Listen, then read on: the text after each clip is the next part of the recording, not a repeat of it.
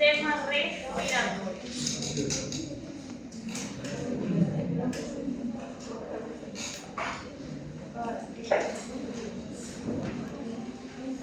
Como le habrán leído, tienen que contestar las preguntas de la clase pasada.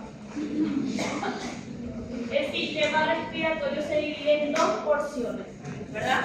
¿Cuáles son esas porciones? En una porción que es la porción conductora, y en otra porción que es la porción respiratoria. ¿Está bien? Tienen que saber bien de dónde hasta dónde va la porción respiratoria y de dónde hasta dónde va la porción conductora. Pero primeramente vamos a hablar de la importancia que tiene el sistema respiratorio, ¿verdad? Ya sabemos que gracias al sistema respiratorio ocurre un intercambio de gases que nosotros conocemos como hematosis. Pero esa no es la única finalidad del sistema respiratorio. También conduce el aire, tenemos vías aéreas, que su función es conducir el aire, y estas vías aéreas que hacen, filtran ese aire. Sobre todo la porción conductora es la que se encarga de que este aire que nosotros inhalamos sea un aire limpio, que esté bien humedecido, que tenga la temperatura correcta. Esa es la función de la porción conductora. En cambio, en la porción respiratoria ya ocurre el proceso de hematosis, que es el intercambio gaseoso. Ahora, no es solo importante el sistema respiratorio para respirar, ¿verdad? Tiene otras funciones súper importantes, que es la fonación gracias al sistema respiratorio y el paso del aire a través de la laringe y la resonancia que hace la laringe y los senos. Nosotros tenemos un tono de voz para cada tipo de persona. Y también el olfato. Ustedes todavía no estudiaron los pares craneales, pero hay un par craneal que es el primero, que es el nervio olfatorio, que es el nervio del olfato. Y en el sistema respiratorio se encuentra ese nervio, el origen de ese nervio. Entonces, para que nosotros podamos percibir los olores, ya sea un olor agradable o desagradable a nuestro olfato, necesitamos también vamos a decir, una región que se cargue de eso. Entonces, si vamos a dividir las áreas, vamos a dividir en la porción conductora y en la porción respiratoria. ¿Dónde empieza la porción conductora? La cavidad nasal, la nasofaringe, la laringe, la tráquea y los bronquios principales. Ahora, ¿dónde empieza la porción respiratoria? Desde los bronquiolos respiratorios, conductos, sacos y alvéolos. Entonces ustedes tienen que saber dónde empieza la porción conductora, hasta dónde va, dónde empieza la porción respiratoria y hasta dónde va. Es bueno saber eso porque ahí nosotros vamos a entender un poco de qué se encarga cada porción. Ustedes estudiaban en epitelio, ¿cuál es el tipo de epitelio de la región respiratoria? Sí, ¿cómo se llama? El epitelio pseudoestratificado, cilíndrico, digamos. Nosotros aprendíamos eso en forma general, ¿verdad? No, vamos a decir, a ustedes se les preguntaba ¿dónde se encontraba el epitelio pseudoestratificado, cilíndrico, ciliado? Y decían sistema respiratorio.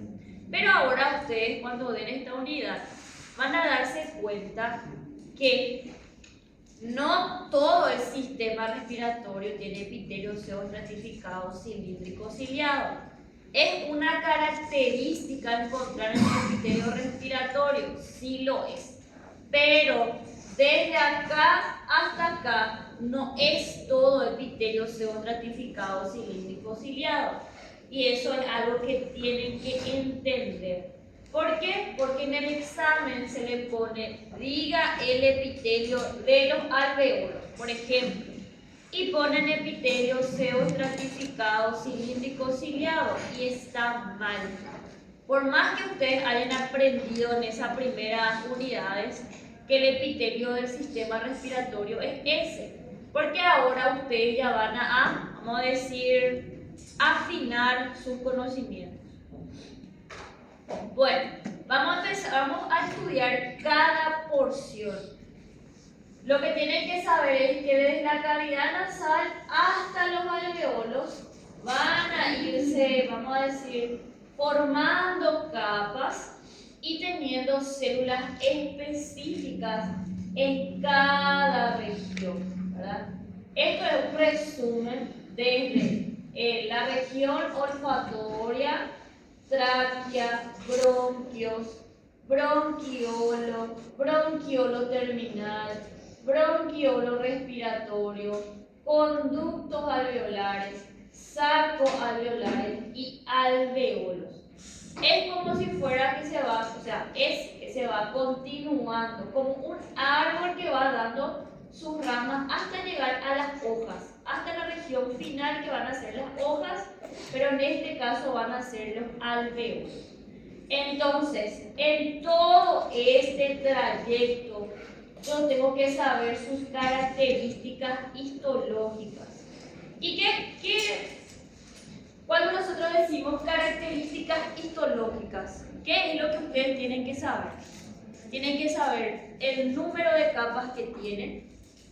Por ejemplo, vamos a decir que se pregunta mucho en la práctica también, número de capas o características histológicas de la tráquea.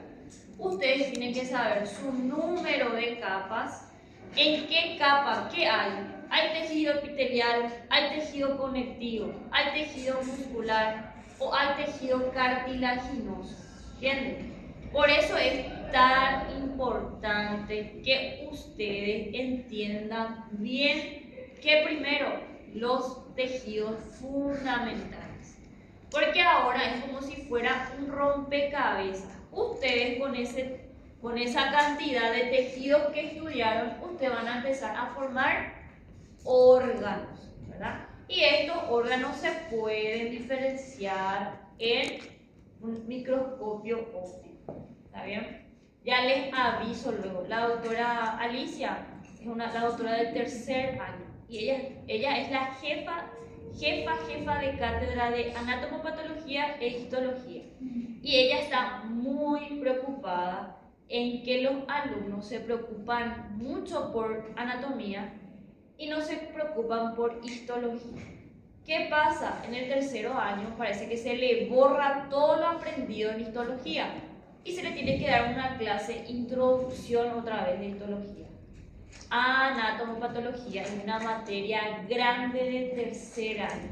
Entonces, tienen que saber, con eso no le digo una materia es mejor que la otra, pero tienen que prestar igual atención a histología como anatomía. ¿Está bien? Y ella ve mucho eso en los alumnos. El único grupo que ella lleva es el de sábado a la mañana, que es el grupo A. Pero siempre hay, profe, podemos salir más temprano porque anatomía. Profe, me tengo que ir porque anatomía. Profe, me tengo que ir. Y después vemos su nota en histología y todo bajo. Y esa es nuestra culpa, no, es la culpa de que no están dando su debida importancia a histología. Así que yo ya les aviso, tienen que estudiar histología, porque esto se les va a volver a preguntar en el tercer año, solo que en el tercer año va a ser un poco más complicado. ¿Por qué? Porque ya va a ser patológico. Y si ustedes los sanos no conocen cómo van a aprender lo patológico, les va a costar un poco más todo. ¿Está bien? Bueno, vamos a empezar con la primera porción, que es la porción conductora. Como ya les dije, la porción conductora tiene la función de calentar ese aire y lo hace a través de los cornetes nasales, humidificar ese aire gracias a las células caliciformes y eliminar cualquier tipo de sustancia. El aire que nosotros inspiramos tiene que ser un aire limpio, lo más limpio que se pueda. ¿Cuánto es el porcentaje de oxígeno en el aire que inspiramos? 21%. Es decir, que el aire que nosotros inspiramos no es 100% oxígeno, está mezclado con otros tipos de gases, ¿verdad? Ahora, esta es la función de la porción conductora, hacer que ese aire sea lo más limpio que se pueda. Y se estudia mucho la condición del aire de ciertos países. Por suerte, la condición del aire en nuestros países, tanto de Brasil como acá, es bueno todavía. Si vamos a comparar con el de la India, por ejemplo, que tiene mucha contaminación en cuanto al aire, ellos tienen, por ejemplo, enfermedades que acá no se ven. ¿Por qué? Por el tema de la calidad del aire que ellos inspiran. Y eso trae menos calidad de vida y menos, ¿cómo se dice? Menos años de vida. Su vida estimada es menos. ¿Por qué? Por la condición de su aire. Y entonces eso se estudia mucho en salud pública. Entonces, vamos a empezar con la porción conductora, ¿verdad? Estos van llegando, todo esto está irrigado por arterias y por venas. Bueno, vamos a empezar con la cavidad nasal, donde empieza la porción conductora. Esta cavidad nasal está formada como fosas o cámaras, separados ¿por qué? Por cartílago y por hueso. Ahora, este cartílago que encontramos en las fosas nasales era cartílago del tipo hialino. Entonces, es decir, que en un corte de las fosas nasales yo puedo encontrar cartílago hialino y puedo encontrar hueso. Ahora, esta cavidad nasal se divide otra vez en 3 porciones, ¿verdad? La primera porción es el vestíbulo nasal. La segunda porción es la región respiratoria y la tercera es la región olfatoria. Entonces, cavidad nasal, vamos a decir, es fácil cavidad nasal, es una cavidad. No, se divide otra vez en 3. ¿Y qué es lo que tienen que saber sí o sí de cada región? ¿Qué epitelio tiene? ¿Está bien? Ahora, si hablamos del vestíbulo nasal, si se le pregunta qué tipo de epitelio tiene el vestíbulo nasal, la nariz propiamente dicha, ¿qué tipo de epitelio ustedes piensan que puede tener? Plano estratificado. ¿Por qué? Porque es una continuación ¿de qué? De la piel que se encuentra alrededor. Ahora, plano estratificado, ¿en qué le falta esta definición? Con o sin queratina. Y en la fosa nasal, propiamente dicha, ¿es con o sin queratina? Es sin queratina. Pero eso no quiere decir que vamos a decir justo en la transición de la piel con la fosa nasal adentro, yo no voy a encontrar queratina. Puede ser que encuentre queratina, ¿verdad? Porque es una transición de epitelio. Pero si vamos a hablar del epitelio del vestíbulo nasal, es epitelio plano estratificado sin queratina. Aparte de eso, en esta región, acá por ejemplo, acá le falta la continuación, epitelio, plano estratificado, estratificado, plano sin queratina. Aparte de este epitelio, nosotros vamos a tener algo que denominamos vibrisas. ¿Qué son vibrisas? No es nada más que pelos, pero que son bien rígidos. ¿Cuál es la finalidad de estas vibrisas? Atrapar partículas grandes antes de que sean transportados al resto de la cavidad. Tiene un porqué y un para qué los pelos de la nariz, aunque en algunos casos parece muy antiestético. No es que está ahí porque se la antoja. Tiene y cumple una función dentro del vestíbulo.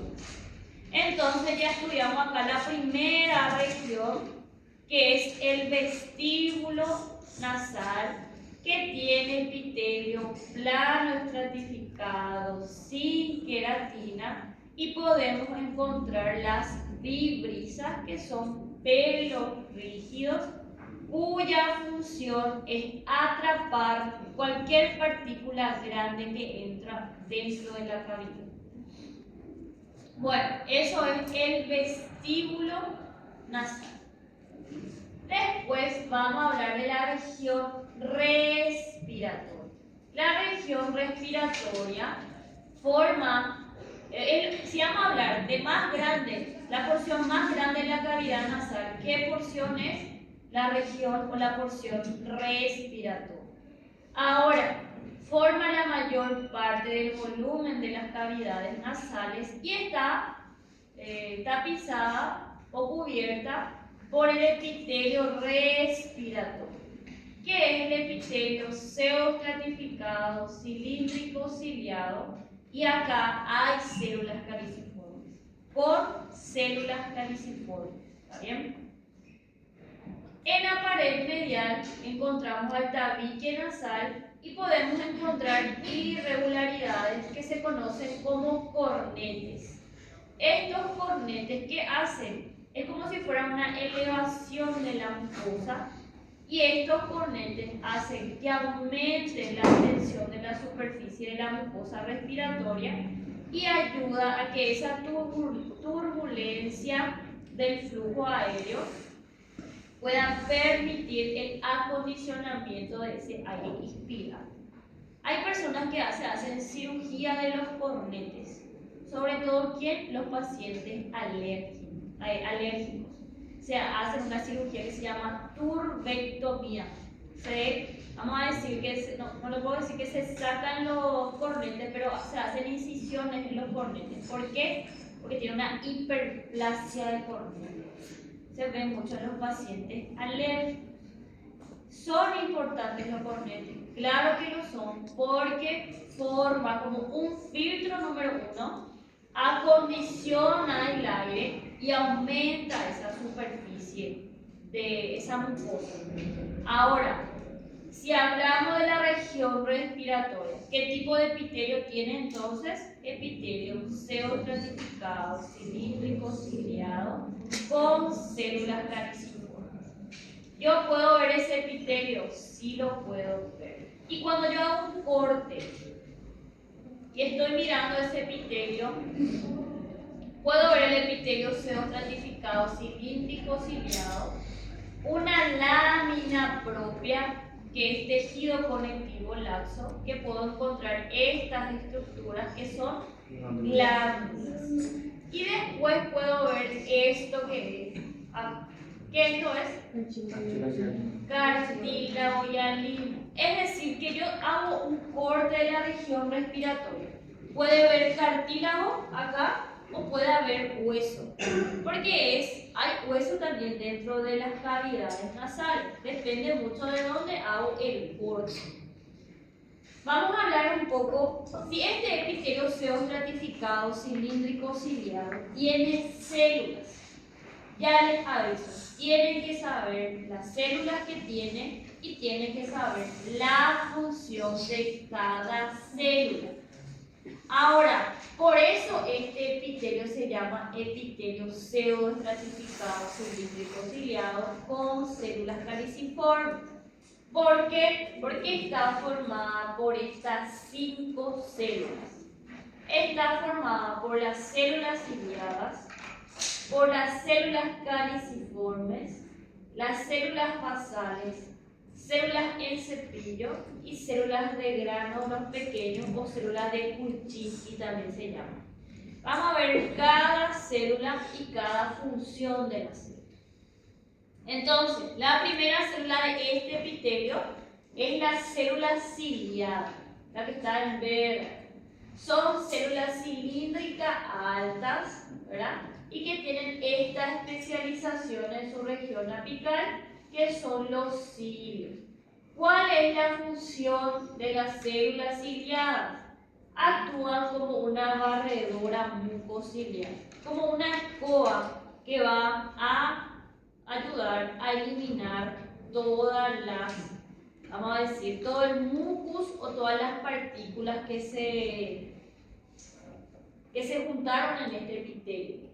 Puede ser de dos formas, o podemos eliminar ese mucus o podemos tragar ese mucus. ¿Entienden? A veces parece suena muy antihigiénico tragar mucus. Nosotros estamos tragando mucus muchas veces sin darnos cuenta, ¿verdad? ¿Cuáles son vamos a decir, las personas que no tienen la capacidad de tragar, de eliminar su mucus? Vamos a decir un cuadro gripal y él o ella no puede eliminar su mucus. ¿Quiénes piensan que pueden ser eso? Los bebés. Los niños no tienen, los bebés no tienen la capacidad de expectorar todavía. ¿Por qué? Porque ese reflejo de expectoración no está todavía en ellos. Entonces, ¿qué es más fácil para ellos hacer? Tragar su mucus.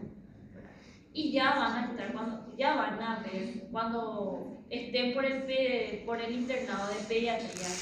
Lo que más van a ver va a ser criaturas engripadas y van a ver cómo tragan su mucus, ¿verdad? Ahora, antes estaba muy contraindicado el lavado nasal y hay pediatras así de años que contraindican acá en Paraguay. Pero como se está viendo mucho y hace poco se lanzaron muchos artículos del beneficio del lavado nasal, sobre todo ¿en quién? Sobre todo en niños, ¿está bien? Muchas veces quedan internados menos tiempo o no se enferman, no llevan las complicaciones de esa enfermedad. ¿Por qué? Porque se hacen lavados nasales continuos. Es decir, ese mucus no se queda ahí atorado como un caldo proliferador de bacterias, sino que se elimina con cada lavado nasal, ¿verdad?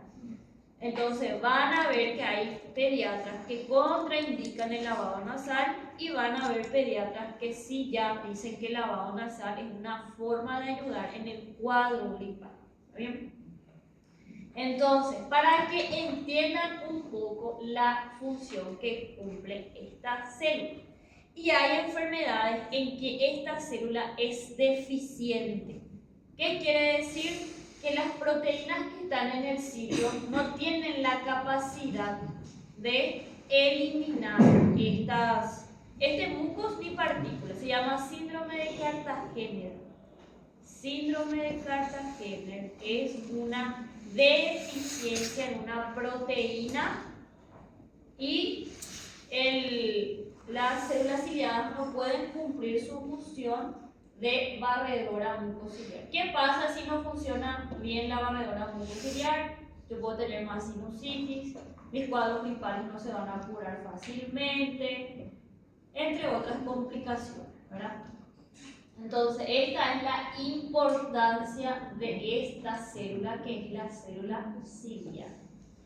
Después tenemos la otra célula, que es la célula en cepillo. Si ustedes miran al microscopio óptico, muy difícil de diferenciar la célula ciliada de la célula en cepillo, porque en el microscopio electrónico sí se consigue. Pero si miramos al microscopio óptico, las únicas que podemos diferenciar son las ciliadas, las basales y las caliciformes. Esas son las que se pueden diferenciar. Ahora, la célula ciliada es muy importante porque se encarga de la quimiosensibilidad de la mucosa respiratoria. ¿Y qué es quimiosensibilidad? Es como si fuera un detector de temperatura y detector de si el aire está muy caliente, si está muy frío, si ese aire que estamos inhalando es un aire muy seco o es muy húmedo. Y le avisa al sistema nervioso a través de un par craneal que es el trigémino. Le avisa y le dice, mira, hay que secretar más mucus porque este aire acá es un aire muy seco y puede traernos problemas más adelante. Entonces empieza a producir sus funciones, ¿verdad? Eso en cuanto a la fisiología. Entonces estas células ciliadas son súper importantes. Tienen microvellosidades más romas y más cortas y participan en lo que les dije, la traducción de sensaciones en general y la quimiosensibilidad de la cavidad nasal es como un detector en cuanto a qué, en cuanto a la calidad del aire. Él ve y analiza la calidad del aire. Hay personas que son más susceptibles a aires calientes, a aires fríos. A nadie nunca acá cuando hace mucho calor le sangra la nariz. Hay casos en que tenemos pacientes en que hace mucho calor, el aire es muy seco, hay mucho polvo y le empieza a sangrar la nariz, ¿verdad? ¿Qué pasa? El sistema respiratorio es una forma de, vamos a decir, de compensar ese aire seco. Aumenta el flujo sanguíneo dentro de la cavidad nasal. Y a veces esas venitas, esos capilares, son muy débiles, ¿verdad? Y más ese calor, y más si hacen ejercicio físico, empieza a romperse esas venitas. Y ahí ocurre la famosa epistaxis, que es el sangrado de nariz. ¿Está bien? Tiene un porqué ese tipo de patologías. ¿Y quién se encarga de, vamos a decir, de controlar esa calidad del aire que entra dentro de la cavidad nasal? Es esta célula, es la célula cilia. Es súper importante dentro del epitelio olfatorio. Después están las células basales. Estas células basales son más cortitas, son basófilas, y ustedes lo que tienen que saber es que las células basales son células progenitoras de los otros tipos de células. ¿Está bien? Es la célula madre de los otros tipos celulares. Células madres son cortas y bien basófilas, de forma piramidal, cuyas regiones apicales no llegan a la superficie epitelial. Son las progenitoras de los otros tipos de células. Son estas que están acá. Y la última célula, la otra célula es la célula de gránulos pequeños o células de Purkinje.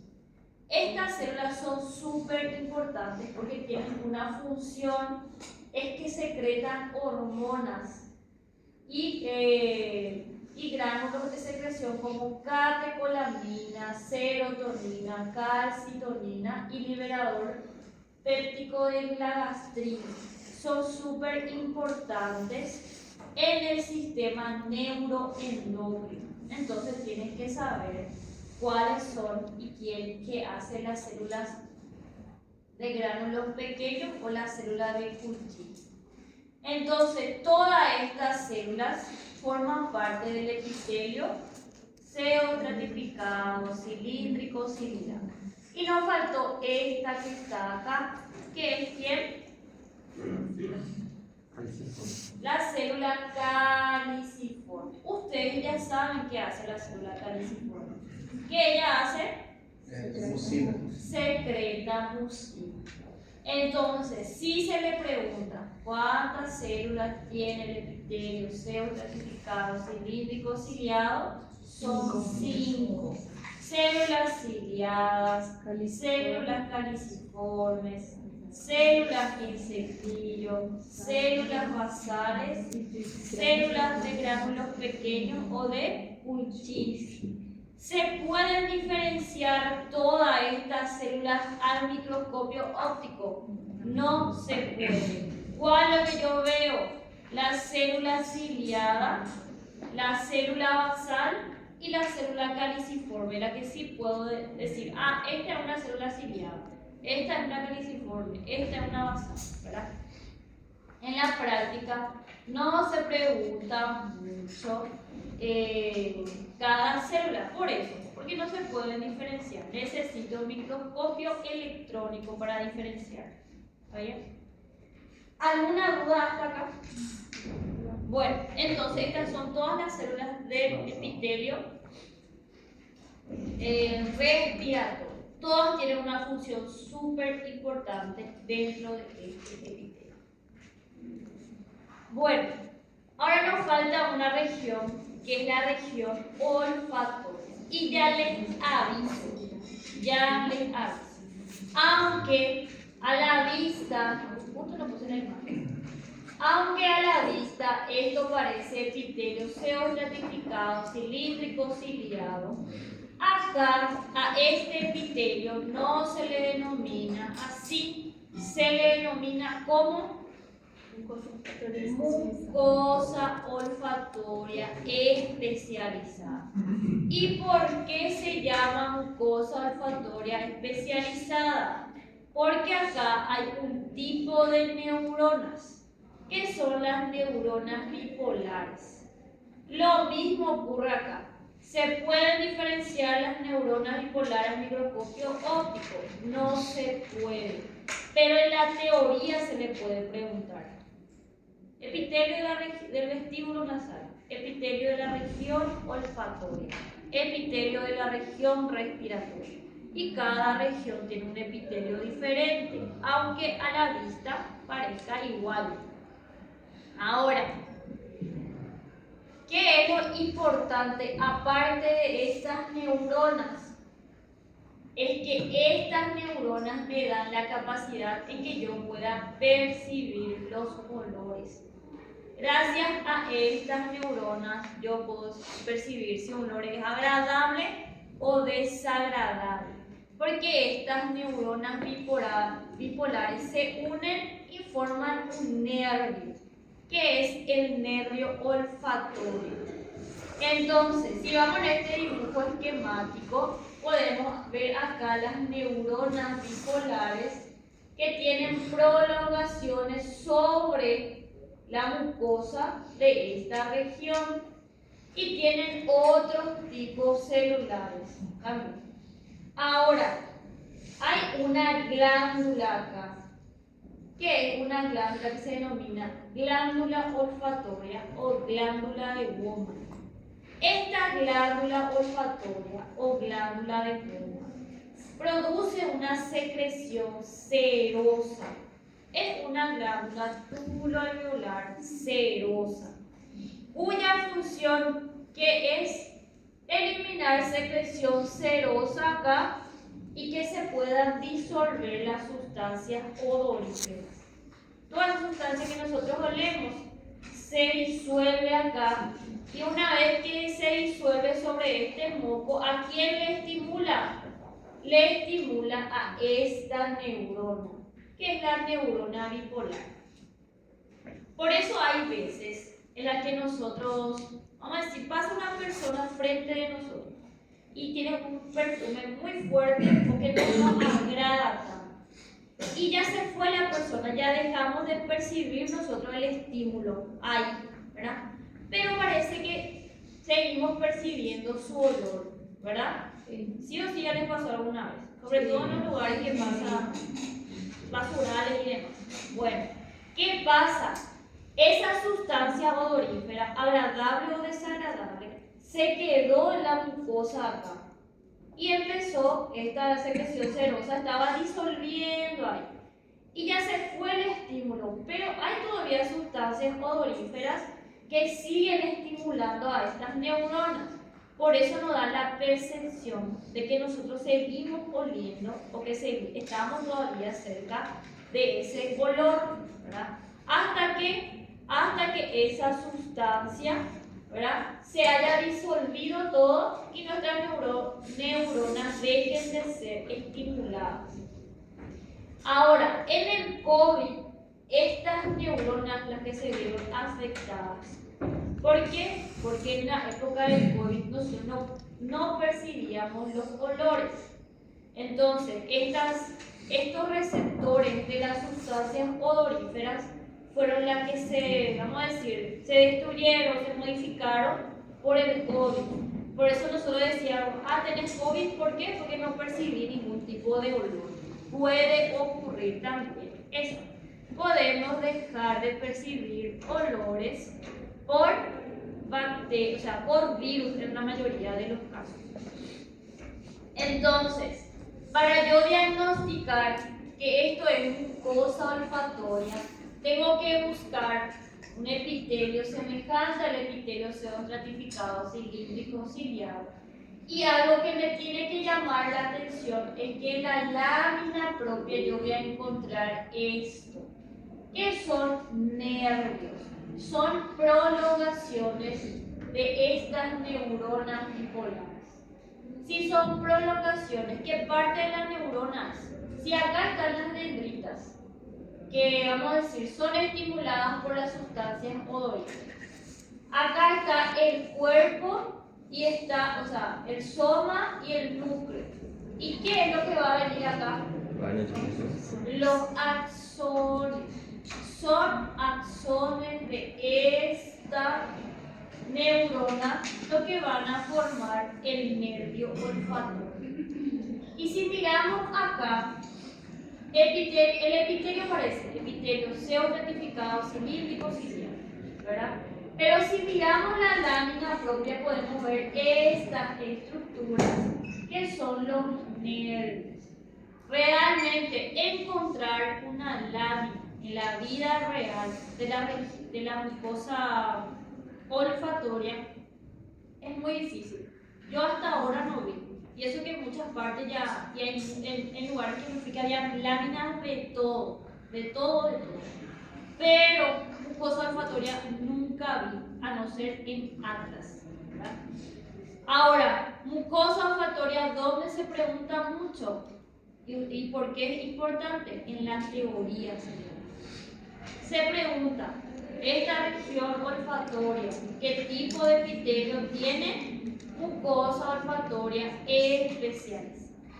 Entonces, la región olfatoria comprende el epitelio olfatorio y una lámina subyacente que tiene una glándula que ya le dije que es la glándula de Bode y tiene un plexo vascular abundante.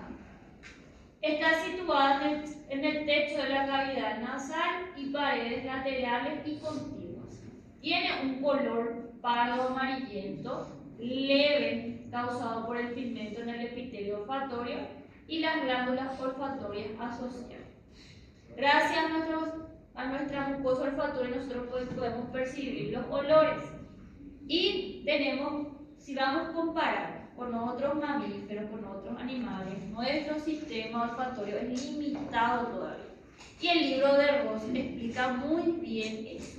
¿Quién es el animal que tiene una mucosa olfatoria bien desarrollada? Los perros.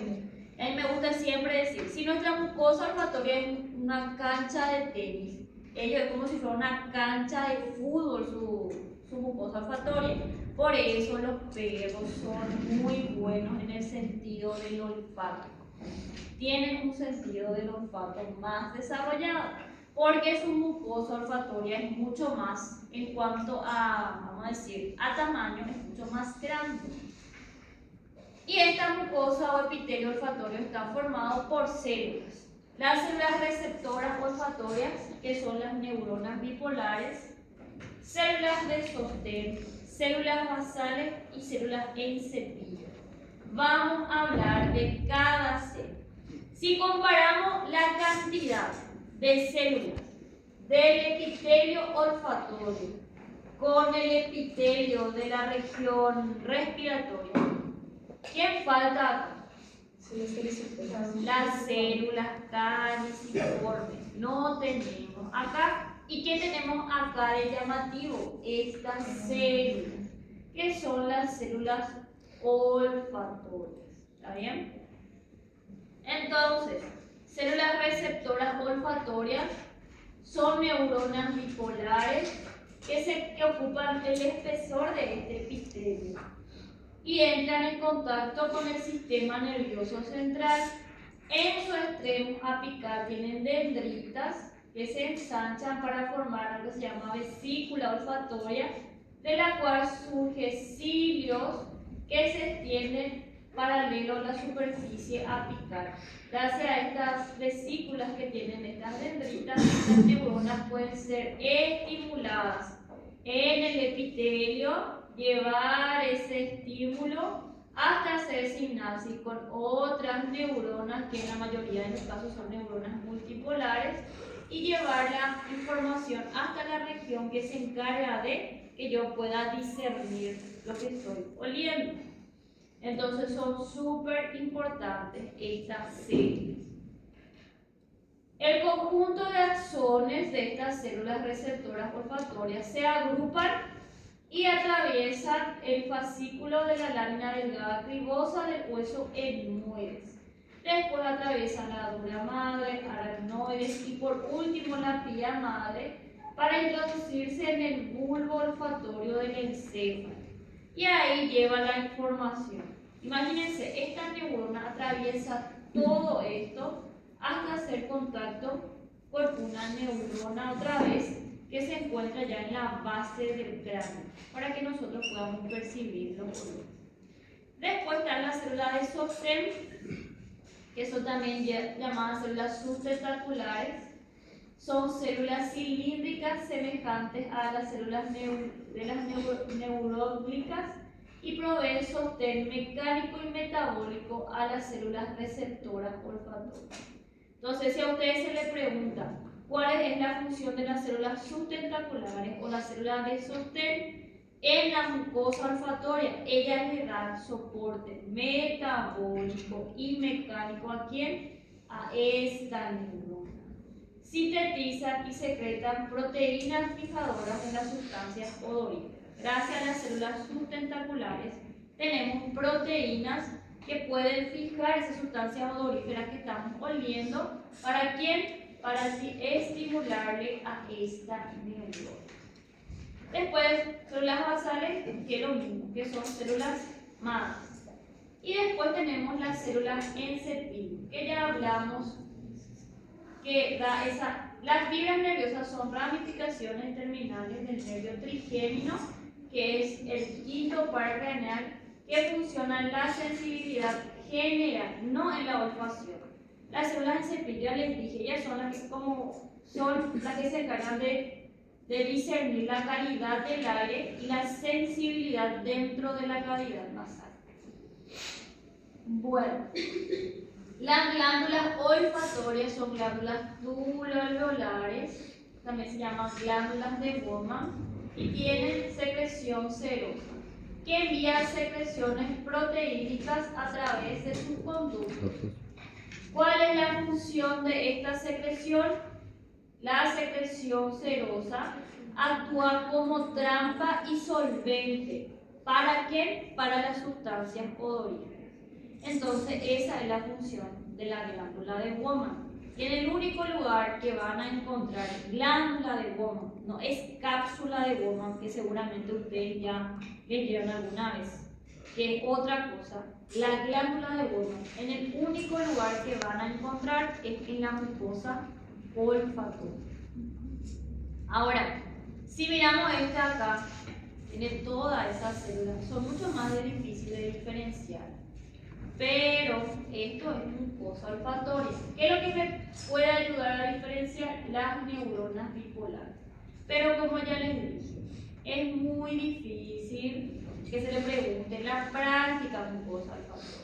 ¿Dónde se le va a preguntar mucosa olfatoria? En la teoría.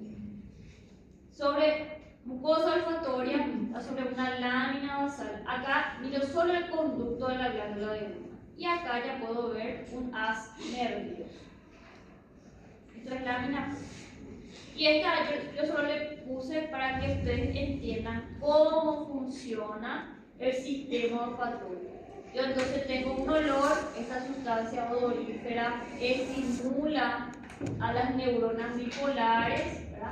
Es un proceso, proceso que se explica hasta llevar el estímulo a las otras neuronas, a la otra neurona que se conoce, que es una neurona multipolar, que se le conoce como neurona mitral, y ahí hasta la región o el centro olfatorio. ¿Cómo? Trampa es. ¿Cómo es trampa en portugués? Que se le ponen a los animales.